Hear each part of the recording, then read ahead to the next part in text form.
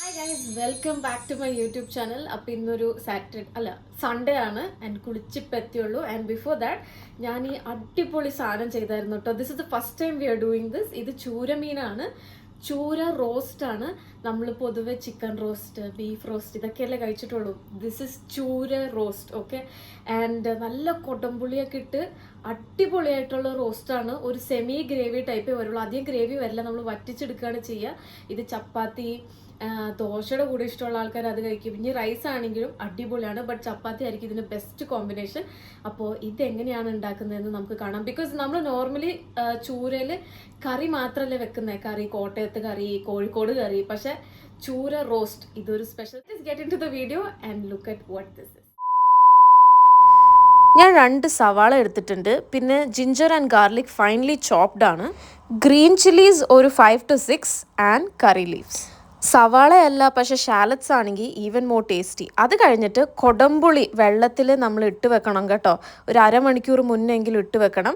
പിന്നെ നമ്മുടെ ചൂരമീൻ ചെറുതായിട്ട്, അതായത് ഒരു കഷ്ണം തന്നെ 4ആയിട്ട് മുറിച്ച് സെപ്പറേറ്റ് ആയിട്ട് വെക്കണം. നമുക്ക് സ്റ്റാർട്ട് ചെയ്യാം. ആദ്യമേ ഒരു പാത്രത്തിൽ ചില്ലി പൗഡർ ഇടുക, കാശ്മീരി അല്ല നോർമൽ ചില്ലി പൗഡർ, പിന്നെ ടേമറിക് പൗഡർ, ആവശ്യത്തിന് ഉപ്പ്. ഇത് കഴിഞ്ഞിട്ട് നമ്മൾ കട്ട് ചെയ്ത് വെച്ചിരിക്കുന്ന ചൂരമീൻ അതിലേക്ക് 1 by 1 ഇടുക. നിങ്ങൾ എല്ലാം കൂടി തള്ളി ഇടാൻ നിൽക്കരുത്, കാരണം അത് ഒന്നാമത് തന്നെ നമ്മൾ ചെറിയ പീസസ് ആക്കുമ്പോൾ അത് മുറിഞ്ഞാണ് ഇരിക്കുന്നത്. നമ്മൾ ശ്രദ്ധിച്ച് വേണം ഇടാൻ. ഇട്ട് കഴിഞ്ഞിട്ട് ഒന്നില്ലെങ്കിൽ നിങ്ങളിത് കുറച്ച് നേരം ഫ്രിഡ്ജിൽ വെക്കുക ഈ ഫിഷ്, അപ്പോൾ പെട്ടെന്ന് അത് പൊടിഞ്ഞു പോകില്ല. ഇതിട്ട് കഴിഞ്ഞിട്ട് നമ്മൾ കയ്യിൽ തന്നെ മിക്സ് ചെയ്യണം കേട്ടോ, സ്പൂൺ അല്ലാതെ കയ്യിൽ തന്നെ നല്ല സൂക്ഷിച്ച് മിക്സ് ചെയ്ത് മാരിനേറ്റ് ചെയ്ത് ഒരു 20 minutes സൈഡിൽ വെക്കാം. അത് മാരിനേറ്റ് ആവുന്ന സമയത്ത് സ്റ്റവ് കത്തിച്ച് ഒരു ചെറിയ പാൻ വെക്കുക.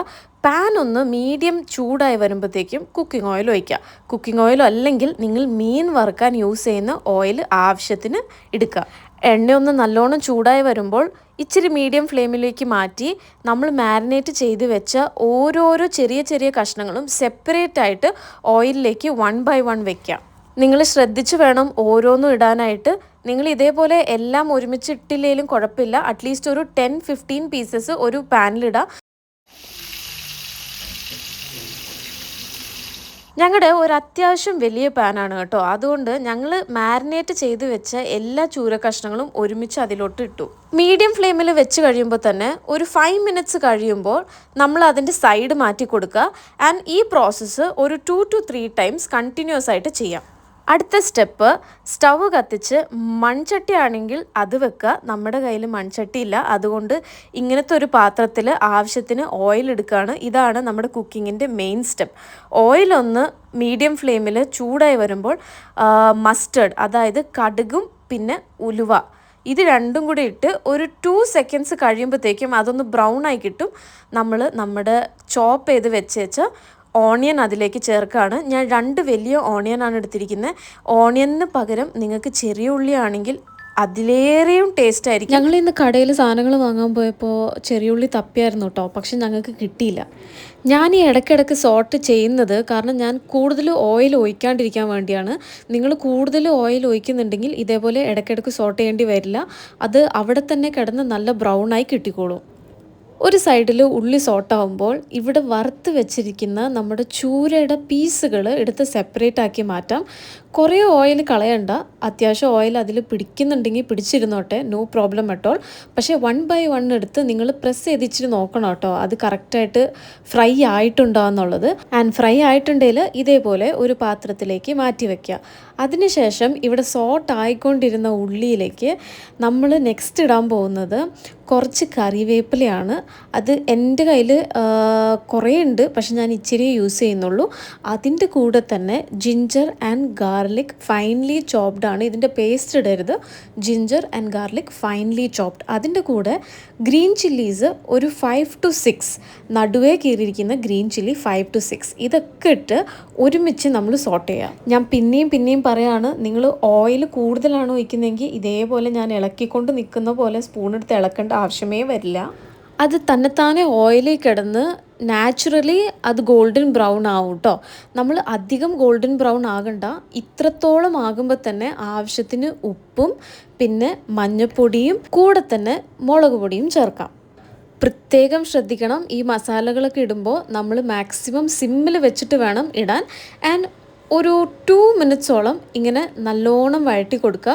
ആ മസാലയുടെ പച്ച മണമൊക്കെ പോകുന്ന നേരം വരെ വഴറ്റി കൊടുക്കുക. ഓയിൽ ഇടുകയാണെങ്കിൽ പെട്ടെന്ന് കരിഞ്ഞ് പിടിക്കുകയൊന്നുമില്ല. ഞാൻ അധികം ഓയിൽ യൂസ് ചെയ്യാത്ത കൊണ്ട് ഞാനിങ്ങനെ സോട്ട് ചെയ്ത് കൊടുക്കുകയാണ്. ആൻഡ് ഓൾമോസ്റ്റ് മസാല നല്ലോണം പിടിച്ച് വന്ന് കഴിയുമ്പോൾ, ആ സ്മെല്ലൊക്കെ പോയി കഴിയുമ്പോൾ നമ്മൾ എടുത്ത് വെച്ച കൊടംപുളിയുടെ വെള്ളം, കൊടംപുളി ഇടരുത്, അതിൻ്റെ വെള്ളം മാത്രം. കൊടംപുളി നൈസായിട്ട് നിങ്ങൾ മാറ്റി വെക്കുക, അത് നമുക്ക് യൂസ് വരുന്നില്ല. ഈ വെള്ളം എത്രത്തോളം ഒഴിക്കുന്നോ അത്രത്തോളം ടേസ്റ്റാണ്.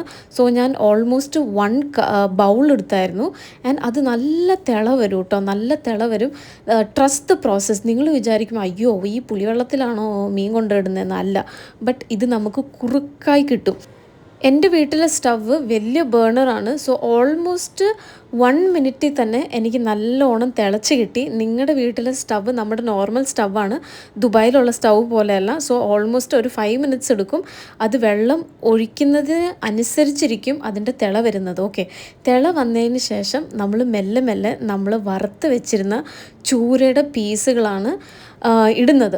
എല്ലാം ഒരുമിച്ച് ഡംപ് ചെയ്യരുത്. ഞാൻ എപ്പോഴും പറയുന്ന പോലെ ഓരോന്ന് സെപ്പറേറ്റ് ആയിട്ട് എടുത്തിടുക.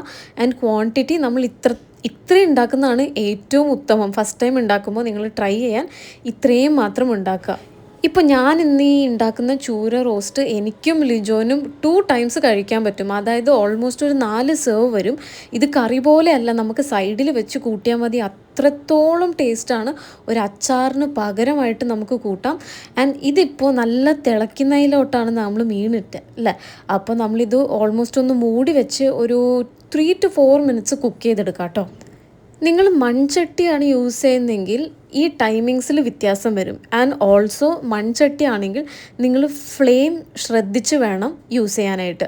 ഇപ്പോൾ ഞാൻ ഇങ്ങനത്തെ ഒരു പാത്രം ആയതുകൊണ്ട് തന്നെ ഹൈ ഫ്ലെയിമിലാണ് കേട്ടോ വെച്ചത്. ആൻഡ് ഞാൻ ഹൈ ഫ്ലെയിമിൽ വെച്ചാലും ഇടയ്ക്ക് വന്ന് ഞാൻ ഇതേപോലെ ഇളക്കുന്നുണ്ട്. ബിക്കോസ് അത് കുറുക്ക് പരുവത്തിൽ ആകുന്നുണ്ടോ ഇല്ലയോ എന്ന് എനിക്ക് ചെക്ക് ചെയ്യാൻ വേണ്ടിയിട്ടായിരുന്നു. ഈ ഒരു ചൂര റോസ്റ്റ് നമുക്ക് റൈസിൻ്റെ കൂടെ കഴിക്കാം, ചപ്പാത്തിയുടെ കൂടെ കഴിക്കാം. ആൻഡ് ദ ബെസ്റ്റ് കോമ്പിനേഷൻ കപ്പയായിരിക്കും കേട്ടോ. ഇത് 1 ടൈം കഴിച്ചാൽ പിന്നെ നിങ്ങൾ എപ്പോഴും ചെയ്യേണ്ടി വരും. അത്രയും അടിപൊളി ടേസ്റ്റുള്ളൊരു സംഭവമാണ്. മറക്കാണ്ട് ട്രൈ ചെയ്യുക. And for more videos subscribe.